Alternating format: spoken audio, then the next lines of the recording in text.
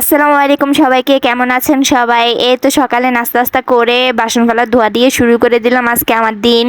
তো আজকে সকালে থেকে অনেক বেশি কাজ আছে, তো সকালে নাস্তাটা তাড়াতাড়ি সেরে ফেলার জন্য শুরু করে দিছি চাটা বানানো দিয়ে। তাড়াতাড়ি করে কাজ শুরু করে দিছি, তাই এডিটিংটাও একটু ফাস্ট করে দিলাম, যাতে আপনাদেরও একটু দেখতে সুবিধা হয়, আমারও যাতে একটু সুবিধা হয় আপনাদেরকে কাজগুলো দেখাতে। তো সকাল সকাল আপেল একটা নিয়ে আসছি, কারণ বাচ্চা যেহেতু আছে, তো বাচ্চার জন্য একটু হেলদি হবে। একটা আপেল নিয়ে নিছি, সে চামড়া সহ আপেলটা খেতে চায় না, তাই আমি চামড়াটা ফেলে দিতেছি। চামড়াটা ফেলে বাচ্চাকে আপেলটা দিব। তো সকাল টাইমে ব্রেকফাস্টে আপেল থাকবে এবং চা থাকবে, চায়ের সাথে ব্রেড থাকবে, ডিম থাকবে, বয়েল এগ। তো এই হেলদি একটা ব্রেকফাস্ট দিয়ে আজকে আমি আমার মর্নিং রুটিনটা শুরু করব। তো তাড়াতাড়ি করে অ্যাপেলটা কেটে নিতেছি, কারণ বাচ্চা বসে আছে ব্রেকফাস্টের জন্য, আমিও বসে আছি, আমারও ক্ষুধা লেগে গেছে। আর আজকে যেহেতু অনেকগুলো কাজ করব, ফার্নিচার লাড়বো বাসায়, আমি একাই সব কিছু করবো। অনেকদিন অসুস্থ থাকার কারণে বাসায় কোনো কাজই করতে পারি না। সবগুলা কাজ আসলে আপনাদেরকে দেখানো সম্ভব হয় নাই এবং হয় না আসলে, এগুলো আসলে সবাইকে দেখানো পসিবল না। এগুলো নিয়ে আসলে মাইন্ড করবেন না, তবে আশা করি সাপোর্ট করবেন আমাকে অনেক বেশি। তো এই তো বয়েল হয়ে গেছে আমার একটা, আমি একটু মানে ভিতরে একটু কাঁচা কাঁচা রেখে দিছি। আমার আপেলগুলো কাটা হয়ে গেছে, আপেলগুলোও লাল হয়ে গেছে, বুঝলাম না আপেল কি ভালো পড়লো না নাকি। আসলে এখন টাকা দিয়ে জিনিসপত্র আমরা কিনি ঠিকই, কিন্তু আসলে খাবারের মান এত আগের মতো ভালো নাই, খাবারের মান দিন দিন খারাপ হয়ে যাচ্ছে এবং দাম প্রচণ্ড পরিমাণে বেড়ে যেতেছে। এগুলো নিয়ে আসলে কি বা বলবো, আমরা সবাই ভুক্তভোগী। তো যেটা বলতেছিলাম, আজকে ফার্নিচার লাড়বো আমার বাসায়, হালকা পাতলা হালকা যেগুলো আমি নিজে লাড়ালাড়ি করতে পারি ওইগুলা লাড়া দিব। তারপরে হচ্ছে বেডশিটটা চেঞ্জ করব বেডের। তারপরে হচ্ছে আমার বেডরুমের কিছু অনেক বেশি কাপড় চোপড় একসাথে হয়ে গেছে, আমি অসুস্থ থাকার কারণে এগুলা গুছাইতে পারি না, এগুলা গুছাবো। এই তো বাসন পেলা সব জমা হয়ে গেছে, এগুলা ধোয়াধাই করব। তারপরে হচ্ছে ময়লা জমে গেছে বাসায়, এগুলো ফেলবো। তারপরে বাথরুম ধুবো, ঘর ঝাড়ু দিব, ঘর মুছবো।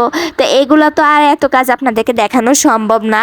তো যেগুলো আসলে দেখানো সম্ভব এগুলোই দেখাইলাম আপনাদেরকে, এবং আমার রুটিনটা আপনাদের সাথে একটু শেয়ার করলাম, আমার কাজগুলো একটু দেখালাম আপনাদেরকে। আমি সবগুলা কাজ একাই করি, রেগুলার আসলে এতগুলা কাজ করি না, মাঝে মধ্যে একদিন পর একদিন এই কাজগুলো থাকে, মেনটেন করে করি। আসলে টাইম মেনটেন করে, রুটিন মেনটেন করে, শরীর মেনটেন করে তারপরে করি, যতটুকু পারে অতটুকু করি, অল্প অল্প করে করি। একসাথে সবগুলো কাজ আসলে করা সম্ভব না, অসুস্থ হয়ে যাওয়ার সম্ভাবনা থাকে বেশি। এই জন্য বাচ্চা যেহেতু আছে, বাচ্চাকেও দেখতে হয়, এগুলোও করতে হয়। তো এই আর কি, কথা বলতে বলতে আমার দোয়াবেলাগুলোও শেষ হয়ে গেল। তারপরে এই যে দেখেন আমার বেডরুমের অবস্থা, মশারি ধুবো, এগুলো সব কিছু ধুবো। তো এই জন্য আমি এগুলো সব আজকে গুছগাছ করবো। বাচ্চাও খেলনা টেলনা এনে রুমের অবস্থা খুব খারাপ করে রাখছে। তো এই তো আমার বোরখা টোরখা সব কিছু আমি আলমারিতে ঢুকাই রাখতেছি, কাপড় চোপড় সব কিছু গুছাই টুসাই একদম আলমারিতে ঢুকাই রাখতেছি। অনেক দিন হয়ে গেছে আমি আসলে এগুলো হাত দিতেছি না। তারপর আমার ড্রয়িং রুমের অবস্থাও অনেক বেশি খারাপ হয়ে গেছে। ড্রয়িং রুমের সোফা টোফা ঝাড়া টাড়া দিয়ে একদম পুরো ঘরটা ঝাড়ু দিয়েছি আজকে আমার পুরোটা ফ্ল্যাট একদম ফ্রেশ লাগতেছে, মাশাআল্লাহ, আলহামদুলিল্লাহ।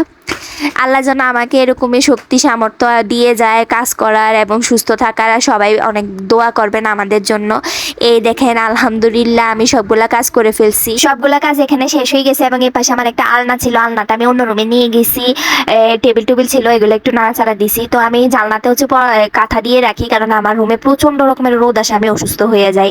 তো এখানে আমি বাচ্চার জন্য একটু স্কুলে বসি, মানে ডাবের পানি দিয়ে নিয়ে নিতেছি, কারণ ইউরিনে ইনফেকশনের সম্ভাবনা থাকে বাচ্চাদের। ছেলে বাচ্চা, ডাক্তার বলছে মুসলমানি করাই দিতে, তোর পাপা না আসা পর্যন্ত আসলে সম্ভব না, পাপা আসুক তারপরে ইনশাল্লাহ আমরা করাই দিব। তো এই আর কি, বাচ্চাকে দিছি হেলদি খাবার, ডাক্তার বলছে দিতে। তো এই আর কি, বাচ্চার জন্য দিছি, ও পছন্দ করে মাশাল্লাহ।